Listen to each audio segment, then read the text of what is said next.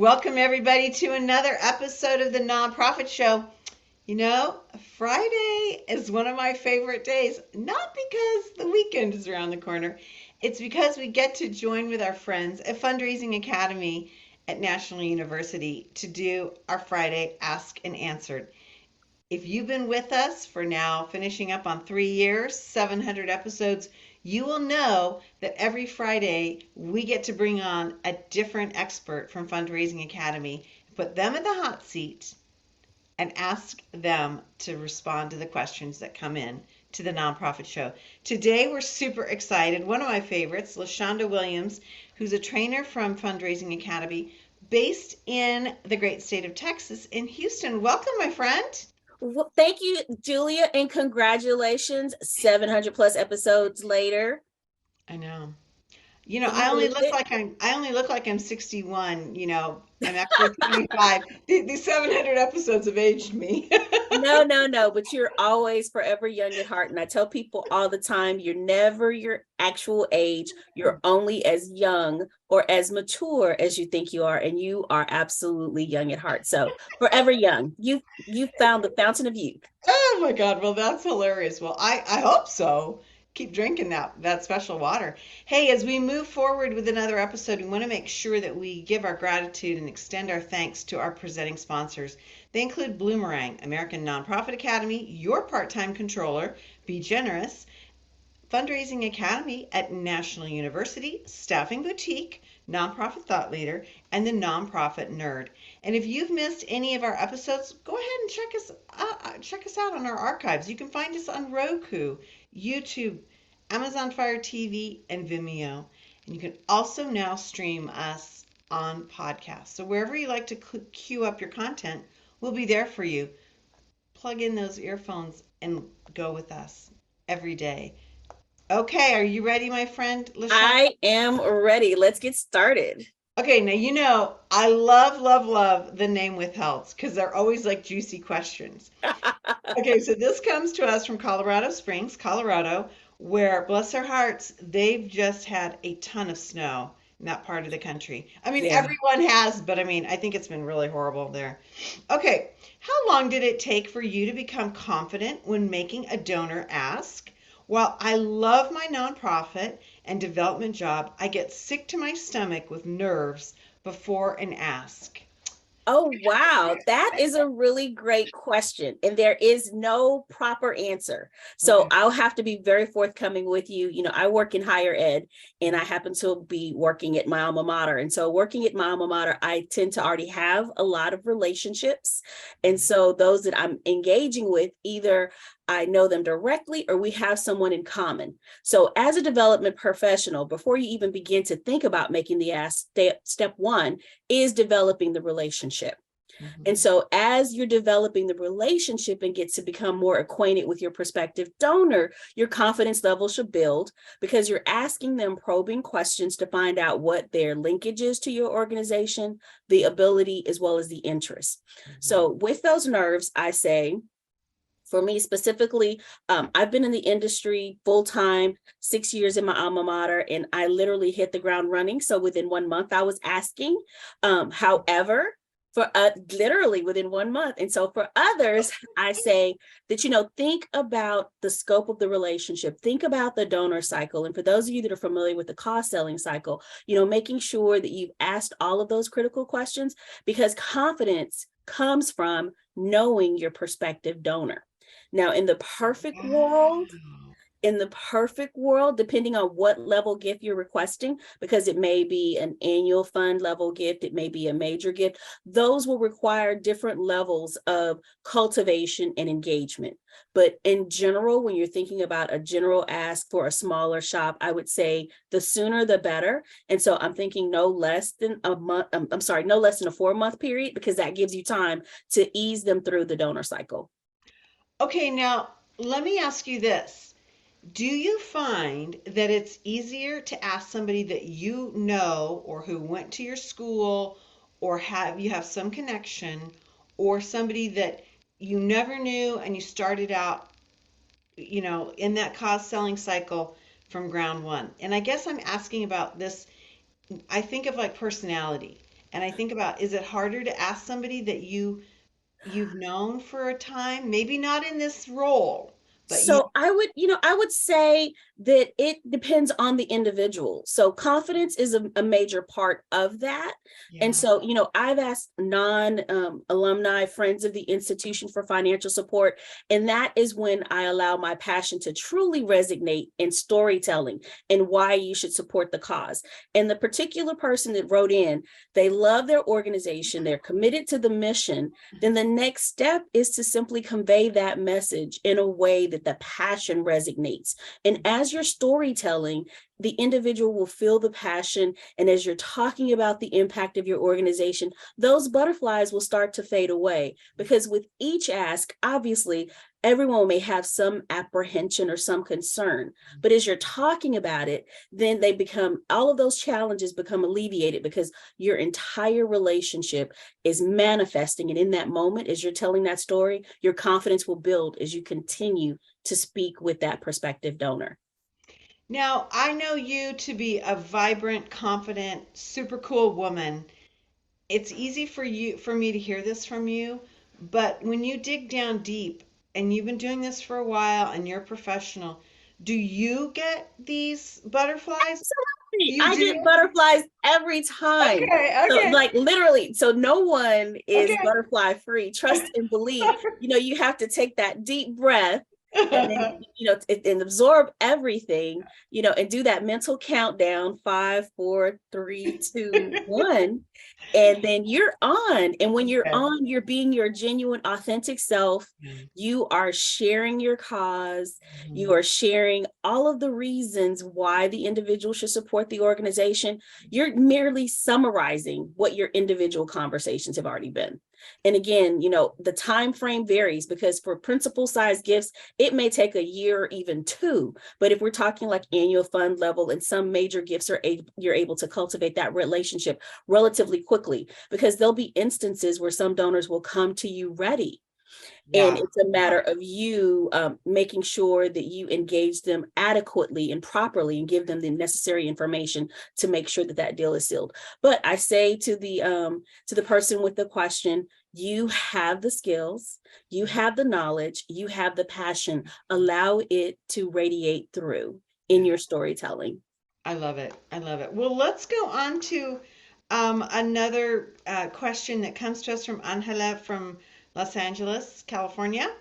What is the typical size of a development portfolio, and how many personal touches should be made each month? So that's two questions, LaShonda. Explain to us what a development portfolio, for those who might not know what that means. So development portfolio is the number of individual prospects that you have that have been pre-qualified, that have demonstrated linkage, ability, and interest within your organization. It is a part of phase one of the cost selling type cycle, which is that pre-discovery. And so it depends, again, on the size of your shop.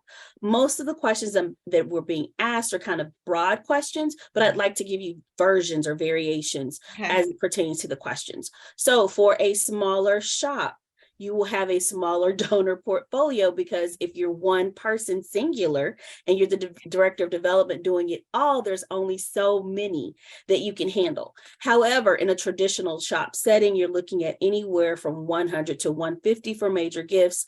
And if we're talking principal gifts, then that number will be reduced because, again, I mentioned earlier, it may require a little more time to cultivate and engage those relationships.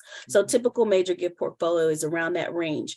Now, when you're talking about touches, there is the average number of touches, and then there is the exception. And there are always exceptions to the rule because every donor is unique and different. So on average, I would say at least 6 touches, because you want to have that initial introduction, the follow-up email correspondence. You want to provide them with some newsletters, some content, some collateral related to your organization. And as you're getting to know them, you want to invite them to come to visit the organization.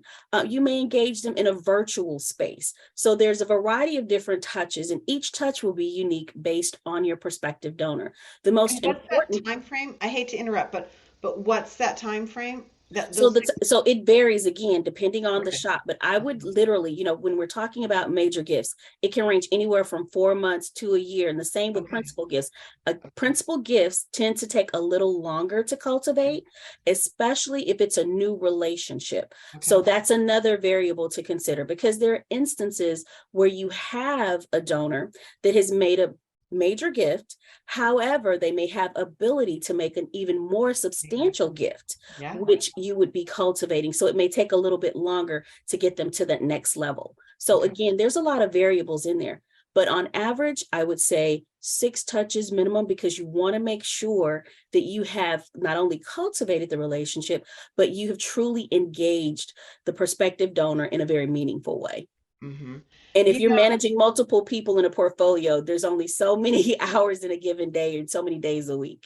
yeah, and it seems to me, and I would love before we move on from Angela, because this is a great question, but it seems to me that a lot of times we hear about portfolios and all this, but we never hear about like the management and dare I say the cleanup. Yes. They just seem to like, get added on and build on. Can you talk to that a little to us a little bit before we move on? Oh, absolutely. So as you're transitioning prospective donors into becoming donors out, then you will also be securing additional prospects. And so again, it depends on your shop. If you have a prospect researcher in place, in some shops I've seen where you're given an updated cold call list on a monthly basis. Um, yeah, on a monthly basis in larger shops. I'm thinking about one of my former employers, and every month there was a different set of prospects available as you're shifting out. So it depends again on the fluidity of your organization, the organization structure, the number of personnel that are frontline officers. So there's not a concrete, however, there's like a textbook average response. But again, you have to really think about your organization and set realistic goals and expectations based on resources, and those resources being the time, the people, and the amount of money that your organization has to invest in those said relationships. Right. Well, I think, when you just listening to you, I mean, this is really an indication of how you need to be strategic and you need to be thinking about this. And I can see two paths here. You kind of get stuck just trying to keep your head above water, or you can really drill down and say, okay, what is it we're going to do to navigate in a very thoughtful, intentional manner to grow our organization and to be more efficient? Because this is a Exactly. And big so with deal. that, it's the end of the year. Now is the time to be thinking about that. Your Uh, Q4. And yeah, so looking back, was the number of individuals in your profile yeah. realistic in manifesting X number of gifts and X dollar amounts? Or is it something that you need to revisit? Because oftentimes we're very matrix driven, which is Yeah. great because we want to have those quantifiables. However, the most important part of the entire process and philanthropy is that relationship piece. And that often requires quality time. Would you rather rush a prospective donor through the cycle to make an ask at the set dollar amount that you think that they should give? Right. Or would you like to really take your time, dive in, do all of the work with the pre-qualification, thinking about all of their holdings, and then making a request for your organization that really is very impactful and that will allow the donor to see the value in all that he or she may bring to the organization. I love that. And I just think what you just said is magical thinking because it's just a generally sound way to be processing and thinking about this.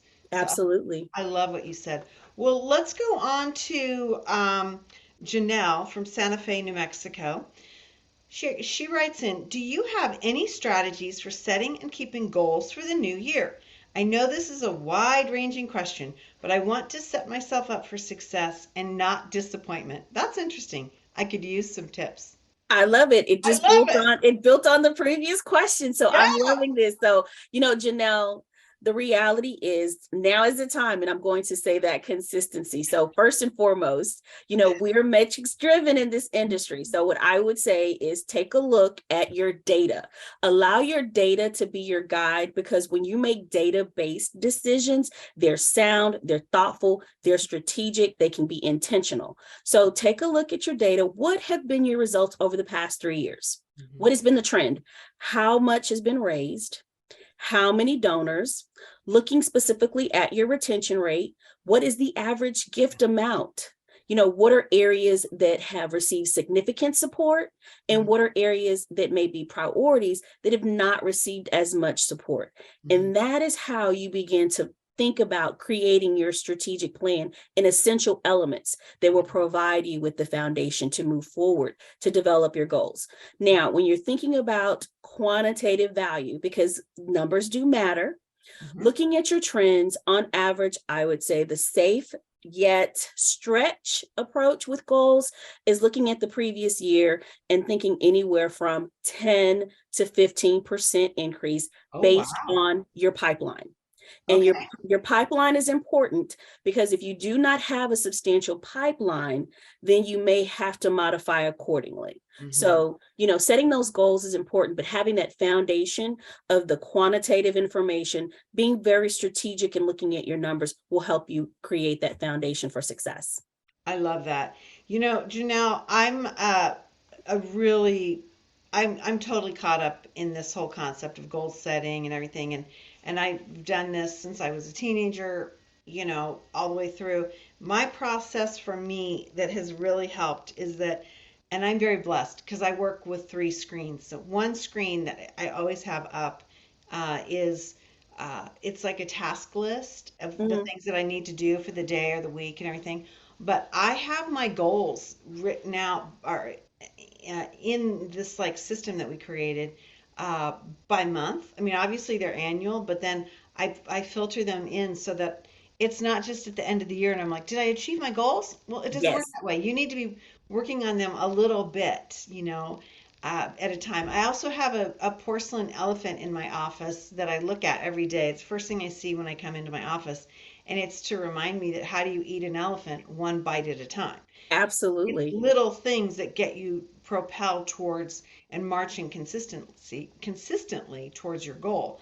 And I think that's really important because I think so often, and you've got to hear this as well, LaShonda, people get so frustrated with failure or Mm, disappointment. And a lot of times that happens in January because they you're set right. these goals and then they're like, they don't, it's not enough to set a goal. You got to set the path to the goal. Like, how are you going to achieve that? You can't just say, I'm going to be a 6 foot tall, thin blonde by the end of the year. Yeah, I would love that. That's going to require some work.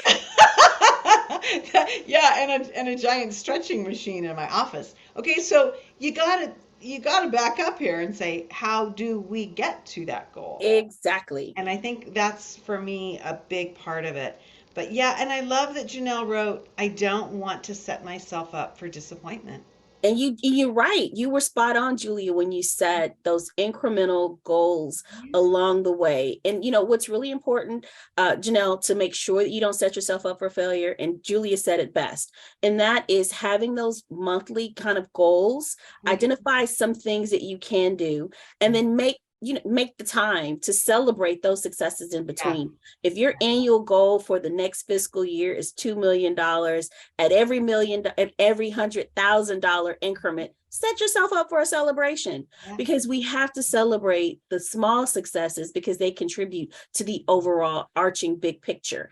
And so, yes, absolutely, having the foundation, looking at the numbers, identifying what is realistic, prospect pool, and celebrating along the way. I'll add one thing, and this comes to I learned this from the nonprofit nerd herself, Jarrett Ransom.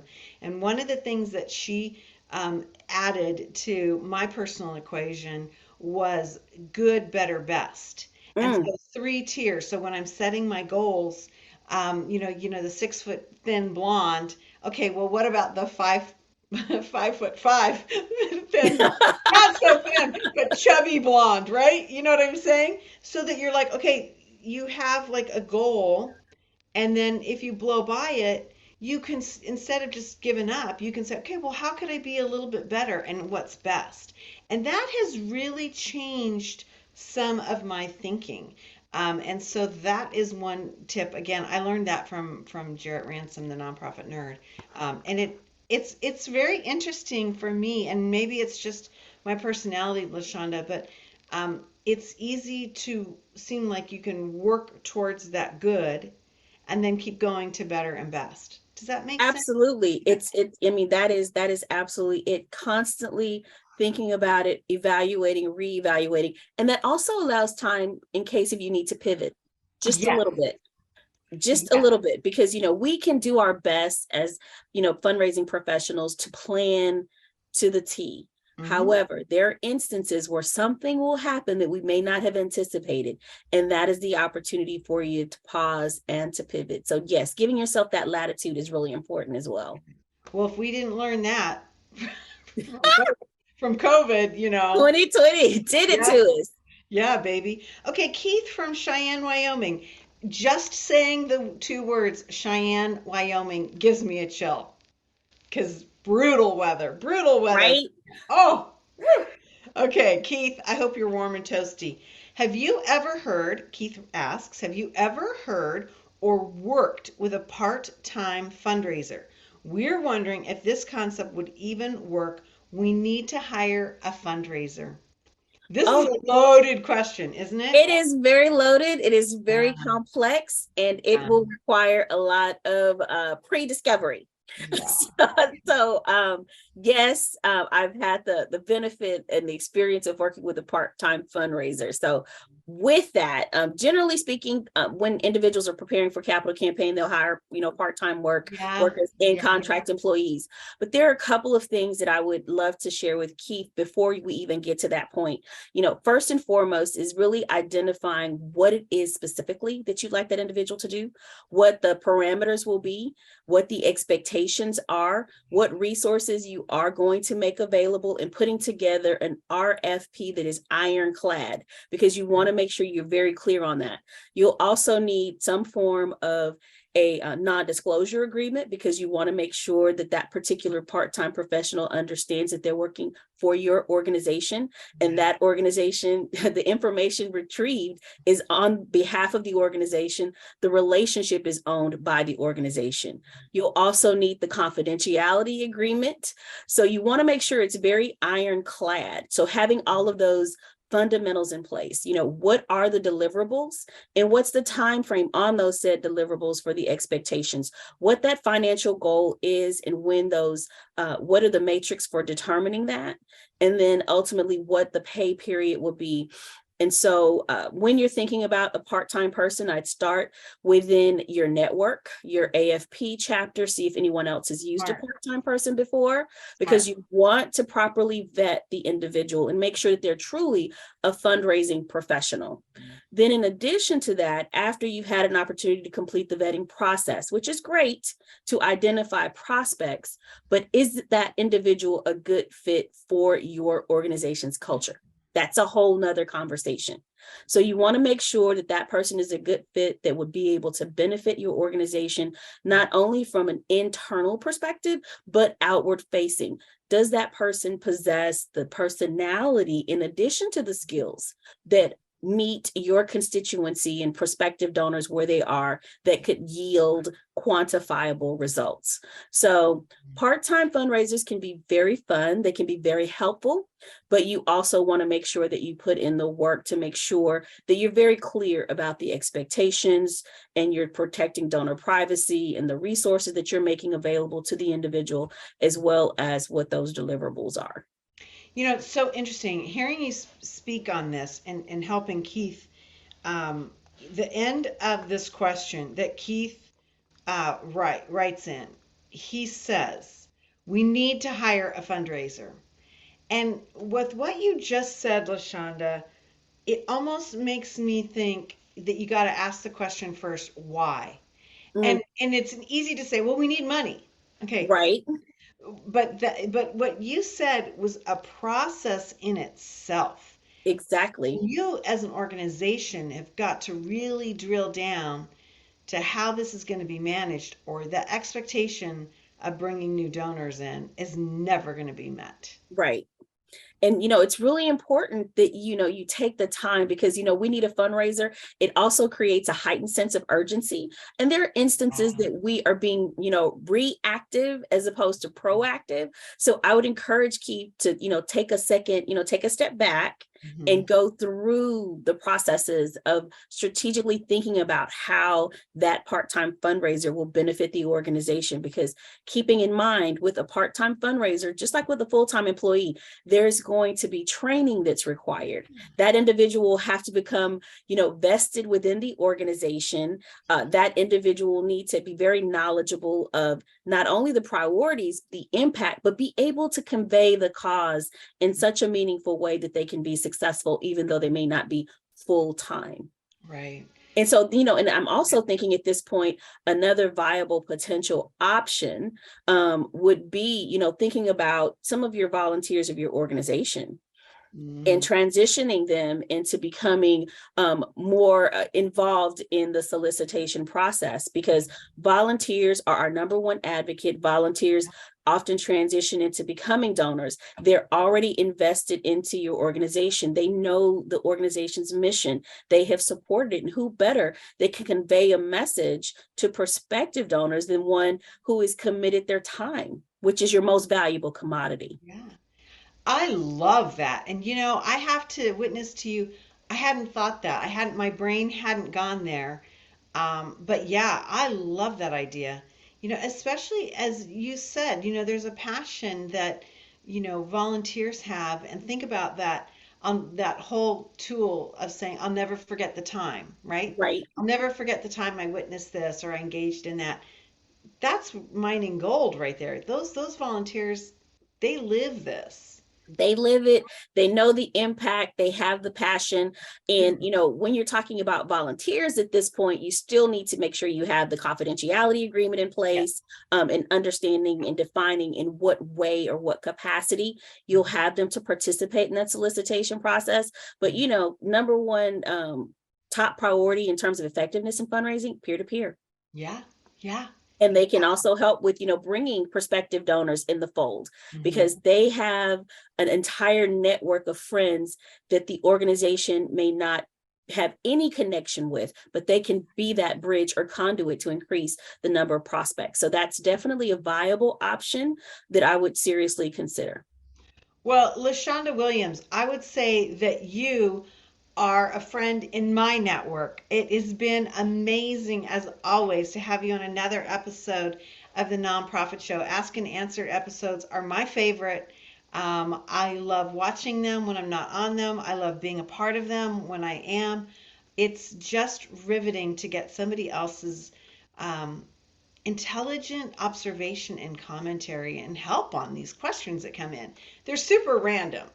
From what we've Right. talked We about have a today. complete variety. And Yeah. I appreciate the opportunity to share, with you in dialogue in helping our fundraising industry professionals kind of go through some of the challenges and some of the questions that they have. It's absolutely great. Yeah, it's a lot of fun. It really is. And it's a different day every day. And so we are so delighted. LaShonda Williams, trainer with Fundraising Academy Extraordinaire, based in Houston, Texas.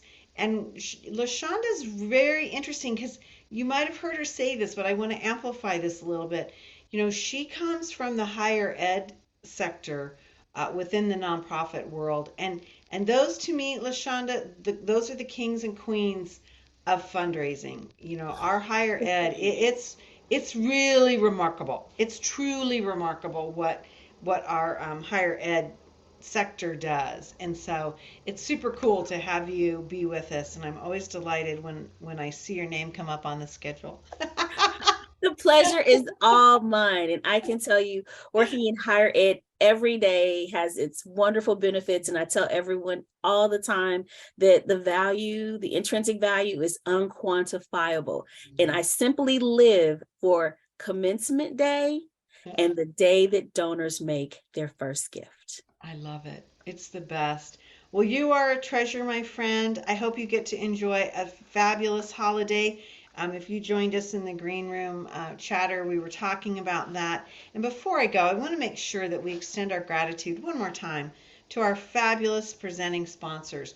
Bloomerang, American Nonprofit Academy, Your Part-Time Controller, Be Generous, Fundraising Academy at National University, Staffing Boutique, Nonprofit Thought Leader, and Nonprofit Nerd. Hey, my friend, have a fabulous holiday. Happy holidays to you too, Julie, and everyone watching today. And we know that you will have a fantastic new year filled with abundance in all aspects of your life. I love that. I love that's the perfect way to say it. As we end every episode, we like to remind ourselves, our viewers, our listeners, our guests to stay well so you can do well. We'll see you back here soon, everyone.